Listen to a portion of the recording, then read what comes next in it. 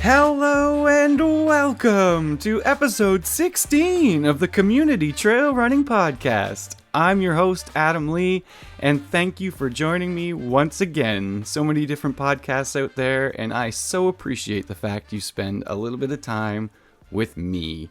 Not a whole lot of preamble today as we're talking aid stations with fellow Substack author Sarah Lavender Smith. It's a great conversation. Just know this, the podcast is coming the next 2 Mondays as well, but today is about Sarah.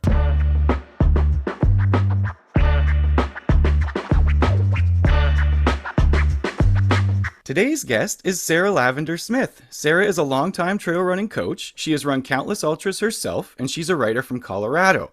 I found out about what Sarah was doing as she's also on Substack, her publication there called Colorado Mountain Running and Living, and she's also the author of The Trail Runner's Companion, a step-by-step guide to trail running and racing from 5Ks to ultras.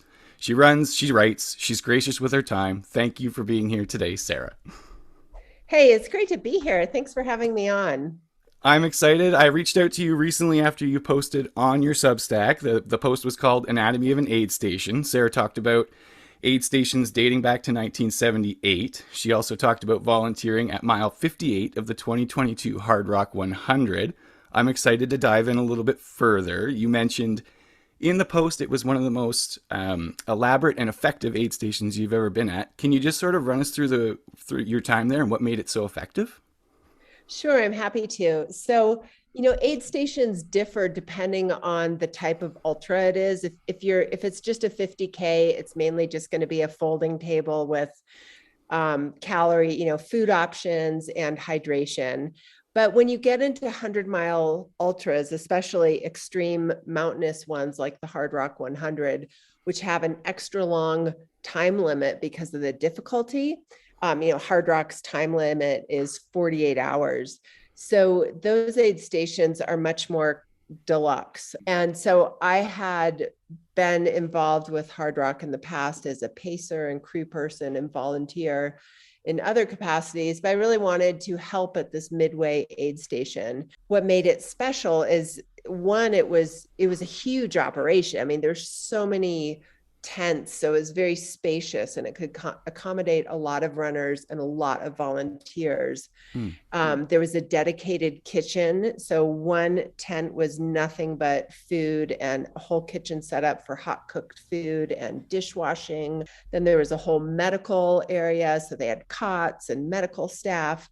But I think the thing that made it really special, and I don't know any other 100-miler that does this other than Western states, is they deliberately recruit enough volunteers to do what they call concierge service. So they want to have a one-on-one relationship between the volunteer and the runner who comes in. So as runners were coming in, we took turns. Like I would pinpoint one runner and latch on to him or her and say, hey, I'm your helper. Let me know what you need. And I would stick with that person and do everything I could to help that person, whether it was helping them get their shoes off and change their socks and deal with their gross feet, or getting them food, or wrapping. We had brought a lot of used towels and blankets. So putting a towel or blanket over their shoulders to make sure they didn't catch a chill. So those were just some of the things that made it special. And plus the fact, it was very remote and it was at high altitude, over 11,000 feet. So it was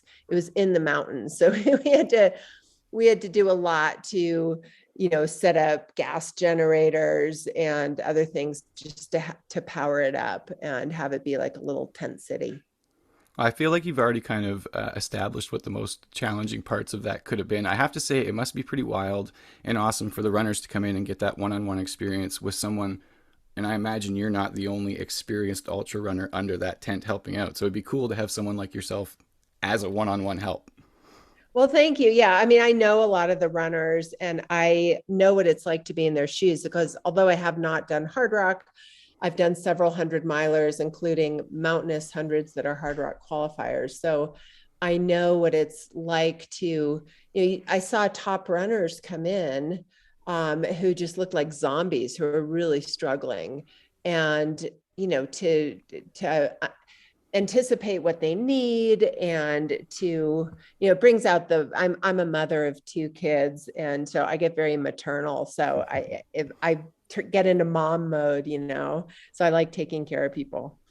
That's fantastic. It sounds like you needed a little bit of that the next weekend when you were running your own race there, the High Lonesome 100. I'm going to jump between the two pieces a little bit, but I loved in the anatomy of an aid station how you talked about helping it hone your own aid station strategy and seeing what people were packing, having such a great plan. And then you went into the next weekend. Tell us about how it affected your run. So, oh boy, I'm still struggling to finish my race report. I wrote the first part of it, but I did do the High Lonesome 100 the weekend after Hardrock, and it's a very, very challenging 100-miler. And I had done it the year prior, so I had goals to do better and by reducing my time by at least an hour. And I really, going into this year's race, I didn't want to repeat the past year's mistakes, which is the past year I had really slowed down and struggled in the second half. And so I tried to be strategic, but it almost none of my strategy worked. I still fell apart in the second half, and I actually struggled more this year. And basically the two big things were sleepiness and nausea. And so I've never had such terrible nausea of just vomit. I've never even, in all my years of ultra running, I took up ultras in the early 2000s after a decade of road running. So I've done I've done like 100 ultras. And I've never puked. Like, it loomed as it's like losing your virginity. It's like puking in an ultra. It's this thing everyone does at some point. I finally, I did it. I the full on Technicolor uncontrollable yawn, just horrible throw-upping. Yeah, I struggled at aid stations, and I was on the receiving end of care last weekend for sure. But looking back at the Hardrock aid station experience, on the one hand, it helped me because when I was going through the struggles of my 100, I remembered the experienced runners who were having a tough day and night at Hardrock and how they rallied. And so I drew inspiration from them.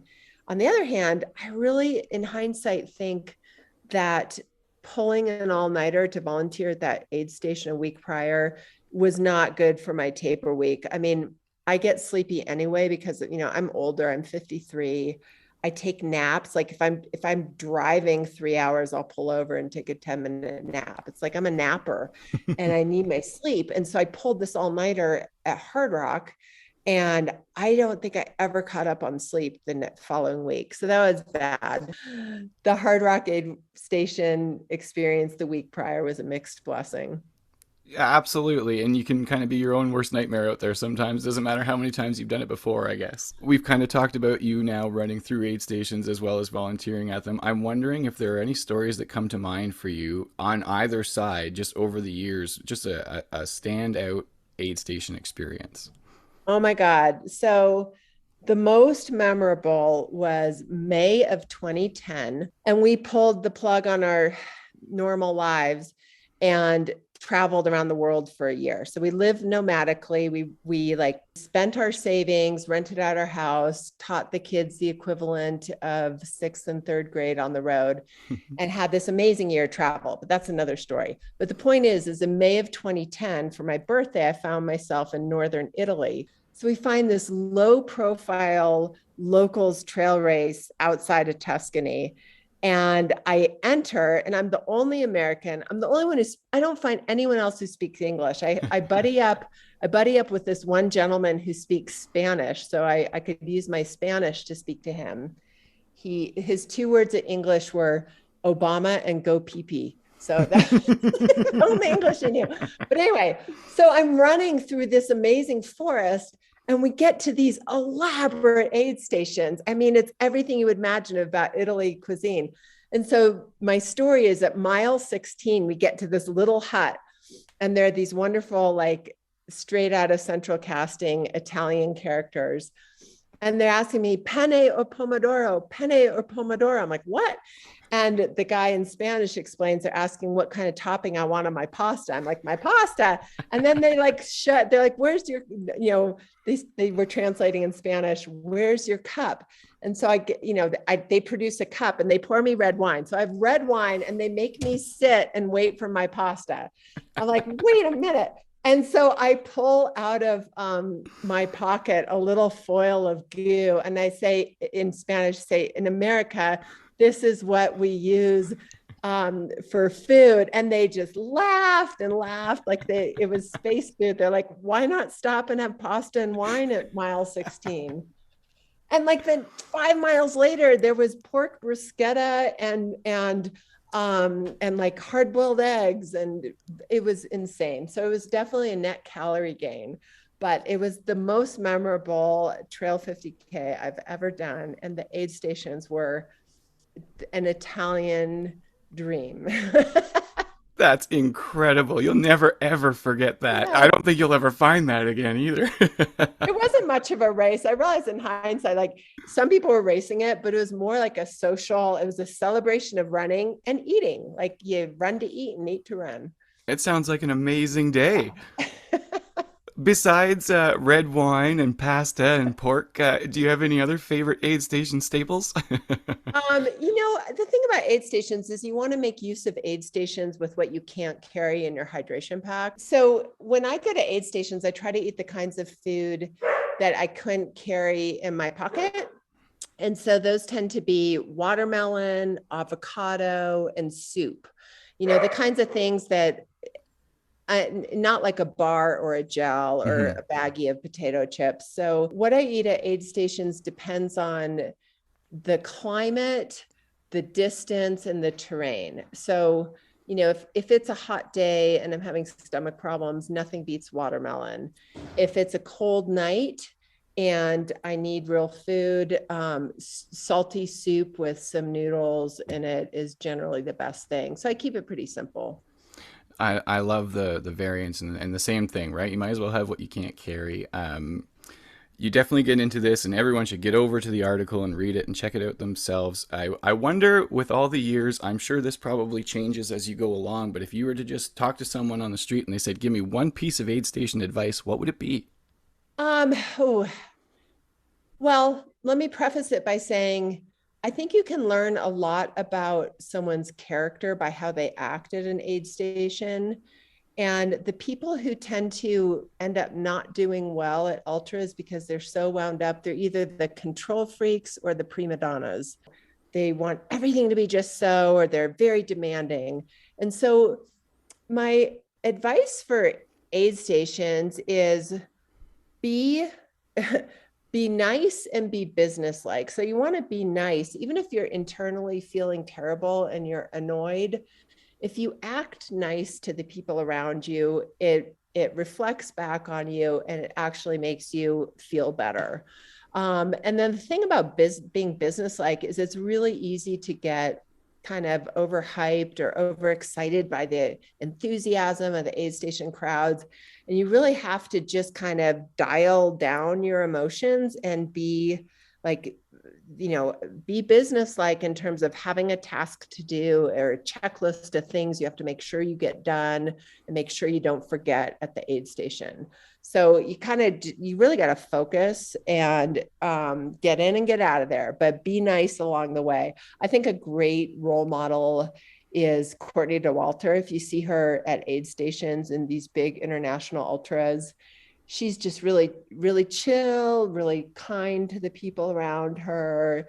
She seems unruffled. It's not like she's acting like a celebrity or someone special. And I think that's really important. Sarah, you've got some great stories. I love following your newsletter. Tell people where they can follow you out there in the internet world. Oh, well, thank you. I appreciate it. So, my newsletter URL is called sararunning.substack.com. And my Instagram handle is at Sarah Running. And that's my Twitter handle too. But I don't use Twitter much. I'm mostly on Instagram. So yeah, I'd love to connect. And thank you so much for having me on your show. Absolutely. Huge thank you to Sarah Lavender Smith. Huge thank you to all of you for listening. Shout out to race volunteers everywhere. And until next time, I'm Adam Lee, and this is Community Trail Running.